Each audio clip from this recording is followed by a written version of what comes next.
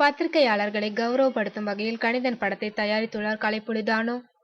காக்க காக்க, துப்பாக்கி உட்பட பல வெற்றி படங்களை தயாரித்த கலைப்புலி எஸ். தானுவின் வி கிரியேஷன்ஸ் தற்போது ரஜினிகாந்த் நடிக்கும் கபாலி மற்றும் விஜய் நடிக்கும் திரைப்படங்களை பிரம்மாண்டமான முறையில் தயாரித்து வருகிறது.